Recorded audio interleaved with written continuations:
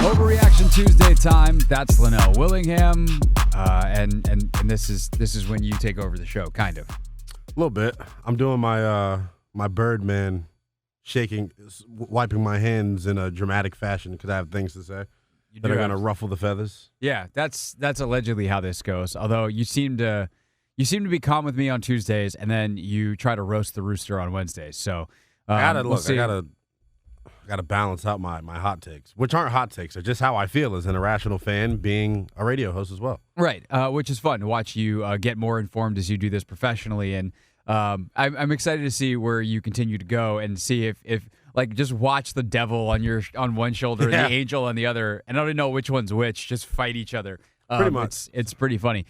So let's start off. I'm sure you have a Sam thought after this game. Oh, like of course. what's the Sam thought after another 300-yard day? Well, all last week, I kept saying, this week against New England's really important. We know what Bill Belichick does to first-year starters at quarterback, and it provided an opportunity coming off the Philly performance to string together back-to-back good games. I think he did that on Sunday. Wasn't flawless by any stretch of the imagination, but he's not going to be being a fifth-round quarterback. I think where I'm at with Sam right now, I feel like the entire offense on Sunday kind of turned a corner, and I think it dates back to the Philadelphia game. Eric Bieniemy sticking with the game plan, going with the quick passing game. They're having success on first and second down. They're getting into the third manageables. Sam took, 3 sacks on Sunday? One of them was kind of like a slide where he gets credited for a sack. If this was a month ago, Sam probably takes 7 sacks in that game. There were a couple of times he did a really nice job leaving the pocket. Some will call it prematurely, but I think he did a nice job feeling pressure and just getting out. I think some of the throws he made, the throw he makes cross-body, that's like freakazoid stuff. The fact that he's leaving his feet, the ability to contort his body and make that throw is impressive. Right. I think Grant tweeted out, if Mahomes does this, the entire league, stops for 20 seconds and it's on every highlight Now, granted, show he was forever. Wide the heck open. Yeah, but that's an impressive growth. throw. Right. Well, it's also to know, you don't make that throw unless he's wide the heck open and you see it and you're like, oh, I actually can do this crazy thing that no one would ever let me do. But big picture, how I view the offense, I think they turned a corner. I want them to stick with that game plan. I think going into this week against Seattle in terms of what they want to do defensively, Washington runs a lot of the stuff that will give their cover 3 issues. I think the jury's still out for me on Sam, though. I'm not ready to see a lot of conversation on Twitter right now is, Sam's done enough to be the guy moving forward. I think it's still wait-and-see mode for me. It's still 9 games into the season. There's a lot of good defenses left for him to still go against. I want to see if he could play good football on a consistent basis, but in terms of, moving forward, he's a lot closer to being the guy. I think he's more likely to be the answer than not. That's where I'm kind of at right now. Yeah, no, I think we're in the same place with that. It's we don't have to make the decision yet. There's still a lot. I've certainly you say that seen, again because people seem to think that you got to make this decision today, and it's kind of crazy. It'd be bad and misinformed if you made it today. Right, but also, what does that mean? Unless Josh Harris comes out and announces that Sam Howell is our quarterback, and I don't even want him doing that. He's not a football guy.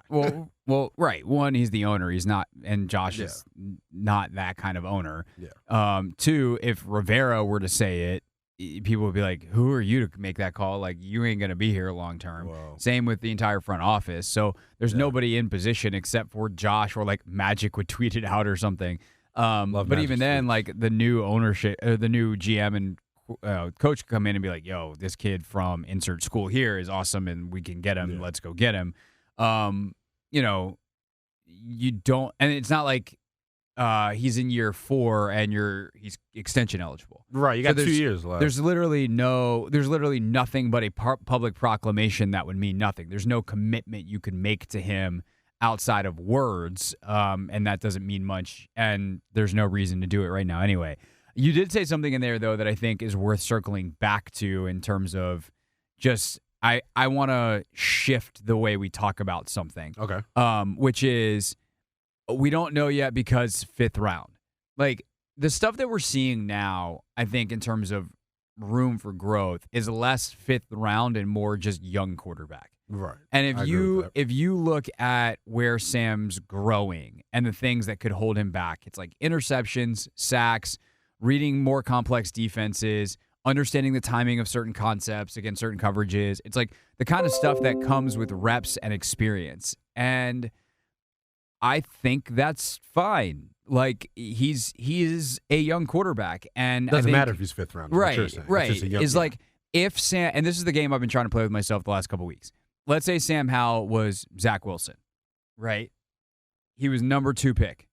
Would we be like, oh my God, this is terrible? Like, I can't believe we spent the second pick on this guy. No, you'd be pretty freaking excited because he's good. And there would be no discussion about whether he'd be the starter next year. And that's a really interesting point. But we can't play that game, though, because he is a fifth-round pick. But and why? He is that for a reason.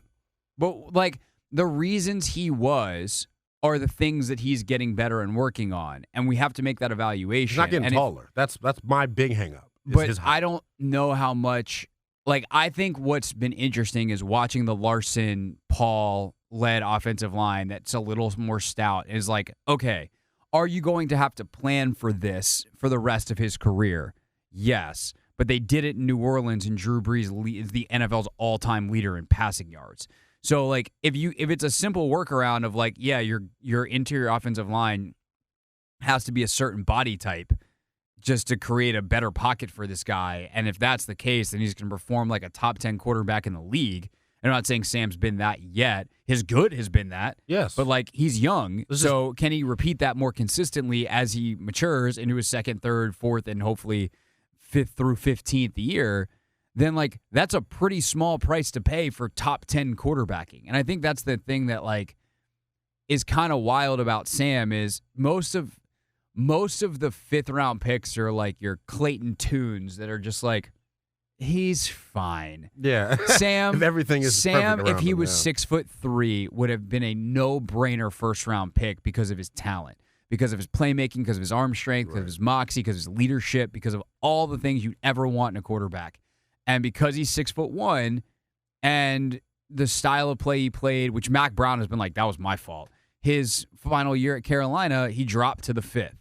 And so I think for our purposes, the discussion gets a lot better and a lot more productive when we ignore the 5th round thing and say, and I realized that a couple weeks ago, you and I were talking about this, and I was like, yeah, no, I think that's a good point, the short thing.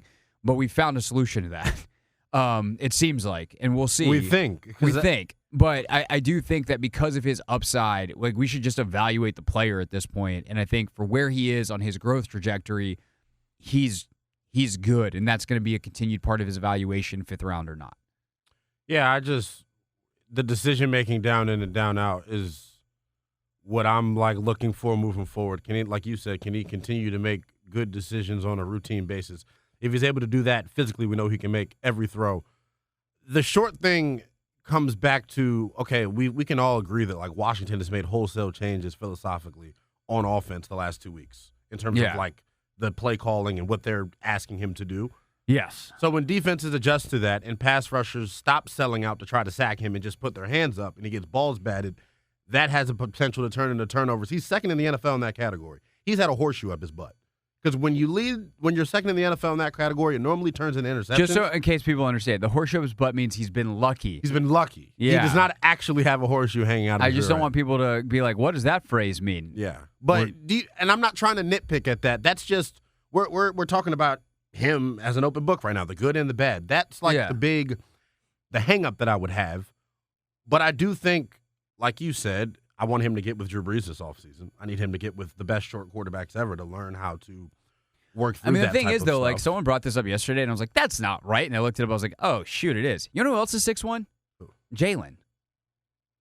Like, they're the same as long as Sam's actually 6'1". There's just no way you're standing those two next to each other, and they're the same height. I can only find one picture of them shaking hands, and they look like kind of the same size.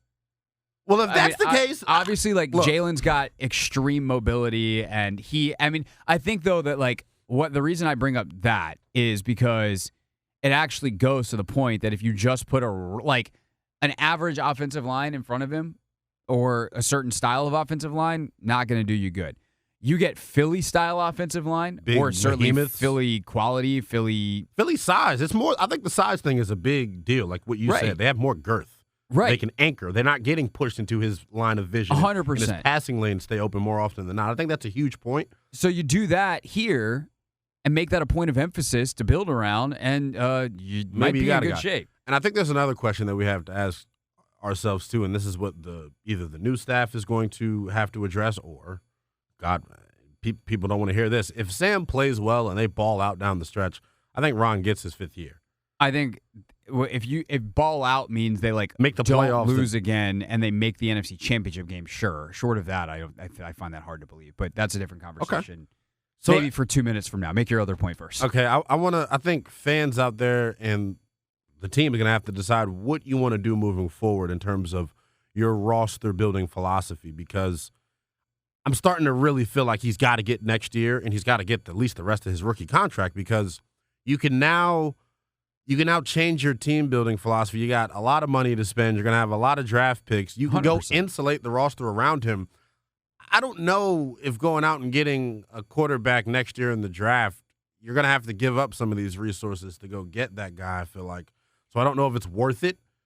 It depends on how the rest of the season goes. I mean, exactly. And the thing is, they're in a position where those two things are very tied. If things go poorly with Sam, they're going to lose a lot of football games, and in a quarterback class that might have 7 first-rounders in it, you might not have to trade up. Yeah. But you also have that second-round pick from the Bears that's going to be very helpful if you need to.